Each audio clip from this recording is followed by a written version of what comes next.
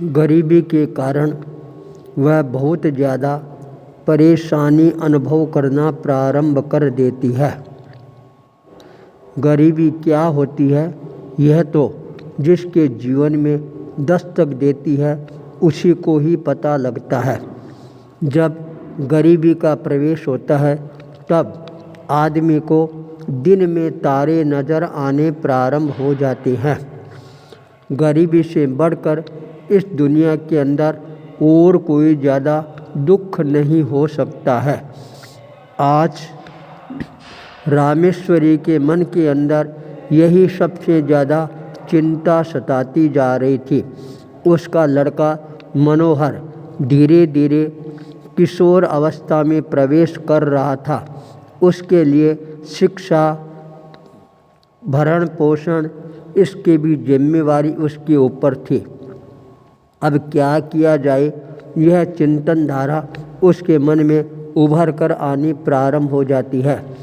अचानक मन में भावना आती है, काम करने में कोई प्रकार का संकोच नहीं होना चाहिए। संकोच होना चाहिए तो चोरी और जारी करने में संकोच होना चाहिए। काम करने में कोई प्रकार का संकोच नहीं होना चाहिए। मेरे को कोई न कोई कार्य के लिए अपने आप को लगा देना चाहिए। यह सोचकर वह तत्काल काम की खोज के लिए निकल जाती है। एक जगह पर उसको काम करने का अवसर है, वह भी प्राप्त हो जाता है। अपने बच्चे को साथ में लेकर सेठ लक्ष्मीधर के घर पर काम करना प्रारंभ कर देती है। साल भर के अंदर वह अपने आप को धीरे धीरे मजबूत बनाना प्रारंभ कर देती है। अचानक अपने लड़के को लेकर वह जब एक बार सेठ जी के वहाँ काम करने के लिए जाती है, वहाँ पर उस बालक को एक हीरा है वह प्राप्त हो जाता है। हीरे को वह उठाता है और अपनी माँ को दिखाता है और कहता है, माँ यह मेरे को मिला है। माँ ने तत्काल हीरा अपने हाथ में लिया और उस हीरे को बाहर फेंकते हुए कहा, यह तो एक कांच का टुकड़ा है। थोड़ी देर के पश्चात जब घर जाने का समय आता है, वह उस हीरे को अपने हाथ में ले लेती है, घर की तरफ रवाना हो जाती है। रास्ते के अंदर सुनार की दुकान आती है। स्वर्णकार के यहाँ पर पहुँच जाती है। वह हीरा सामने प्रस्तुत करती है और कहती है, इस हीरे की क्या कीमत है। स्वर्णकार समझ जाता है यह हीरा ये कहीं से उठाकर लाई है, इसको पता नहीं है, और वह हीरे को अपने हाथ में लेता है और उसको बाहर फेंकते हुए कहता है, यह हीरा नहीं, यह तो एक कांच का टुकड़ा है। जब स्वर्णकार अपनी दुकान बंद करके जाने लगता है, उस हीरे को अपने हाथ में उठा लेता है और मन में विचार करना प्रारंभ कर देता है, यह क्या है, इसकी कीमत कितनी हो सकती है। यह तो एक जौहरी है, वही हमारे को बता सकता है। तत्काल वह रवाना होता है।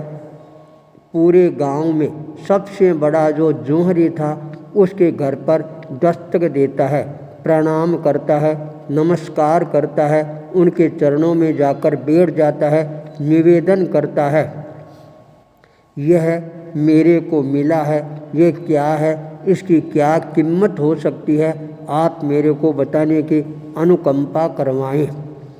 जौहरी वह हीरे को हाथ में लेता है, परखता है और मन में विचार करना प्रारंभ कर देता है, यह तो एक अनमोल हीरा है, इसका कोई भी मूल्य नहीं हो सकता है। पर लगता है इस स्वर्णकार को इस हीरे की कीमत है यह पता नहीं है।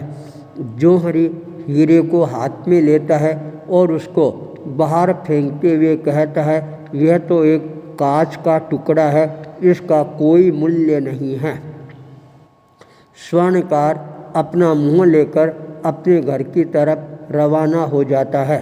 हीरा जमीन पर गिरता है और उसी समय हीरे के टुकड़े टुकड़े हो जाते हैं। हीरे के टुकड़े होते हुए देखकर धरती माता का कलेजा है यह फटना प्रारंभ हो जाता है। धरती माँ ने हीरे को संबोधित करते हुए कहा, अरे हीरा, तू कांच की तरह कैसे टूट गया? जब तेरे को उस काम करने वाली महिला ने बाहर डाला तब तेरे टुकड़े नहीं हुए, स्वर्णकार ने बाहर डाला तब तेरे टुकड़े नहीं हुए, अब तेरे टुकड़े टुकड़े क्यों हो गए? तब हीरे ने अंतर ज्योति को प्रकट करते हुए कहा, धरती माँ, वह जो काम करने वाली बहन थी उसको मेरा मूल्यांकन करना नहीं आता था। स्वर्णकार था, उसको भी मेरे मूल्य का पता नहीं था, इसलिए उन्होंने मेरे को बाहर फेंका तो मेरे को कोई प्रकार का दुख नहीं हुआ। पर जो स्वर्णकार मेरी कीमत को जानता था, मैं अनमोल हूँ, जानता हुआ यदि उसने मेरे को बाहर फेंका तब मैं अपने आप को रोक नहीं पाया और मेरे टुकड़े टुकड़े हो गए हैं। आज सारे संसार के अंदर सबकी हालत उस जौहरी की तरह ही हो रही है। जानते हुए भी जो व्यक्ति अनजान बन जाते हैं, इसलिए रिश्ते हैं, नाते हैं, परिवार है, समाज है, राष्ट्र है, ये चारों तरफ हमारे को टूटता हुआ नज़र आ रहा है। हीरे की ये आत्मकथा सुनकर धरती माता है वह भी ये विश्वास करना प्रारंभ कर देती है, जो व्यक्ति जानकर अनजान बनता है उस व्यक्ति का जीवन है वह इस हीरे की तरह टूट टूट कर बिखर जाता है, चकनाचूर हो जाता है। और जो व्यक्ति ज्ञानपूर्वक अपने जीवन को आगे बढ़ाता है उस व्यक्ति का जीवन हीरे की तरह चमकना प्रारंभ कर देता है, दमकना प्रारंभ कर देता है। अज्ञान ही हमारे जीवन को तोड़ने वाला है। आचार्य भूपेंद्र।